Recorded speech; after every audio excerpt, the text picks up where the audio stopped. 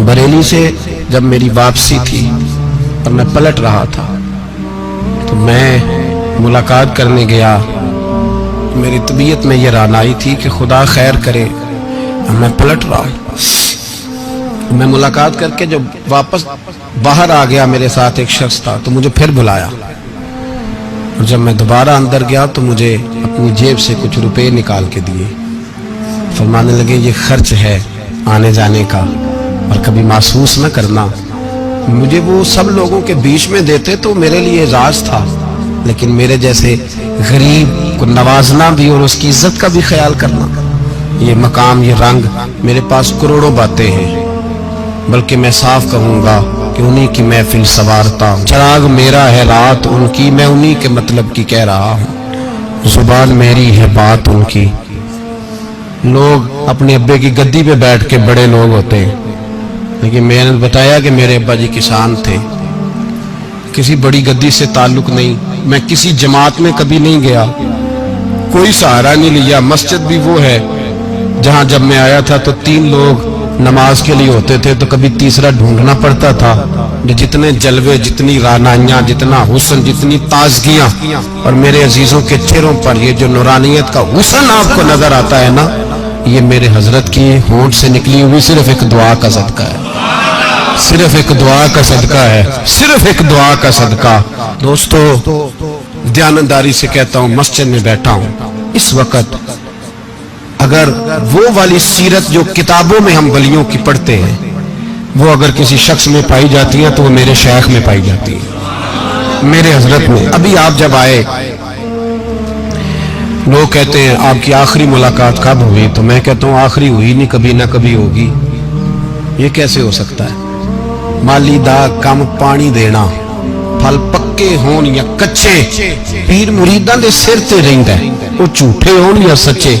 हमारी तो मुलाकात आखिरी की, हम तो जन्नत में भी इकट्ठे रहेंगे, उनके कदमों में रहेंगे, और हम अल्लाह से दुआ मांगते हैं, जन्नत मेरे किस कारी जिथे यार नजर ना आवे, ओ दोज़ख मैनू लख बहिश्तां जिथे सोना आवे जावे, तो वहां भी इकट्ठे होंगे। मैं अभी आखिरी दफा जब गया तो ये अजीज़म अबरार भी मेरे साथ थे। इजाजत ही 2 लोगों को मिली वहां तक जाने की, आप कराची तशरीफ फरमाते, तो मेरे साथ थे। 2 घंटे हम बैठे रहे, बेखबर हो जो गुलामों से वाक़ा क्या। 6, 7, 8 घंटे इंतजार करना पड़ा, शिकन भी नहीं आया। निका जी कहते हैं उसे बिठाओ बिठाओ, तो बंदा किसी जगह का अपने आप को कुत्ता भी कहे, तो कुत्ते तो बेचारे सारी दिहाड़ी बाहर भी नौकरी कर जाते हैं, ये भी नहीं कहते मैंने अंदर आना है, वो तो कभी कहते ही नहीं। उन्होंने कभी कहा है बंदा सग भी कहलाए और फिर वो ड्यूटी भी और तरह की करे, नवाबों जैसी ड्यूटी करना और बात दरवेशी और गुलामी की करना, ये कैसे? 2 बातें तो नहीं होती, बात तो एक होती है। दुनिया खसमां दी विच रज़ाब वसन भाग जाग जाते हो ना गोलियां ने। कई घंटे इंतजार किया तो कई लोग आए, हजरत कब आएंगे, चले गए। कई आए तो वहां एक मौलाना बूढ़े बैठे थे, मौलाना इसराइल उनका नाम था, तो मुझे कहने लगे मौलाना आपने नहीं जाना?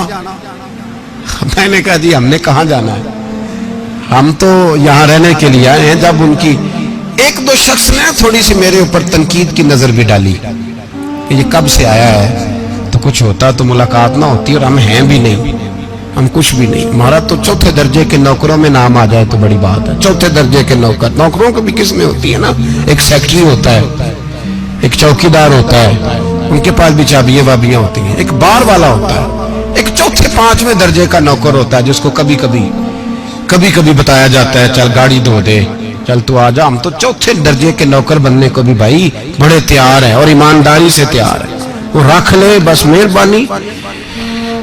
तो हजरत बैठे रहे, देर हो गई, थक जाता हूं, थक गया, बात आगे निकल गई।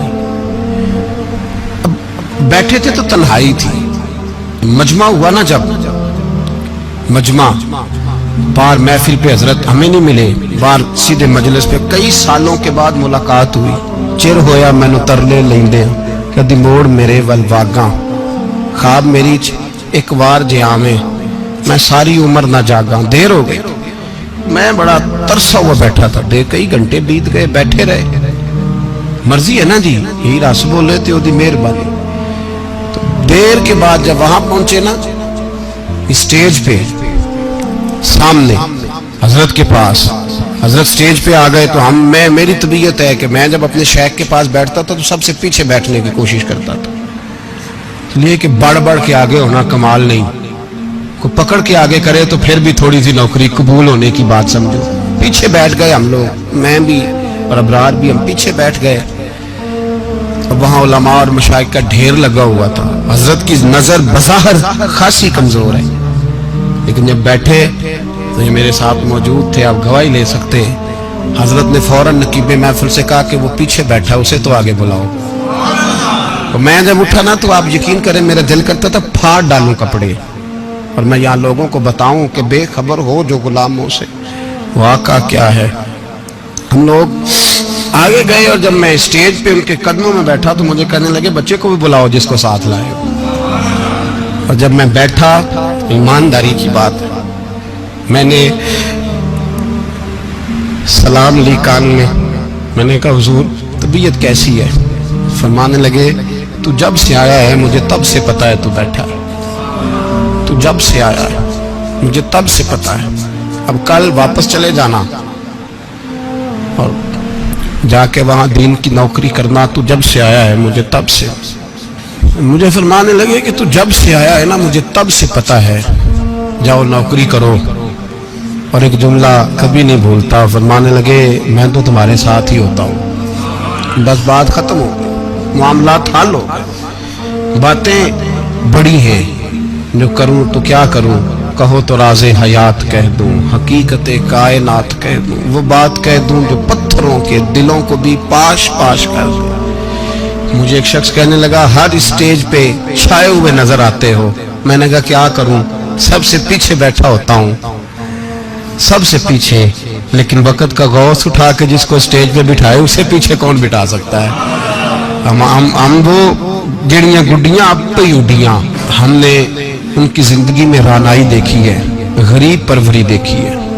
میں اتنا بڑا نذرانہ نہیں کبھی ان کو دے سکا، میں کسان کا بیٹا ہوں، میں تو ابھی 9th کلاس میں تھا، میرے ابا جی پردہ کر گئے تھے، میں نے بڑی غربت میں وقت گزارا ہے، لیکن مجھے ان کے ارب اور کھرب پتی مرید ہیں۔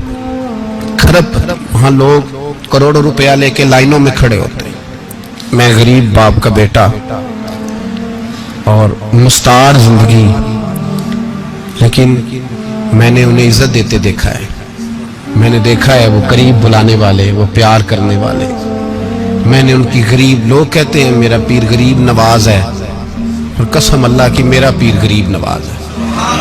میں نے غریب نوازی دیکھی ہے، میں نے وہ رنگ دیکھا ہے، میں نے وہ جلوہ دیکھا ہے، ان کے نرگسی ہونٹ جب کبھی کبھی میرے پیشانی کا بوسہ لیتے تو مجھے یوں لگتا ہے کہ اللہ نے جتنی خوشبو دنیا میں رکھی تھی میرے شیخ نے ساری میرے وجود کے اندر اڈیل دی۔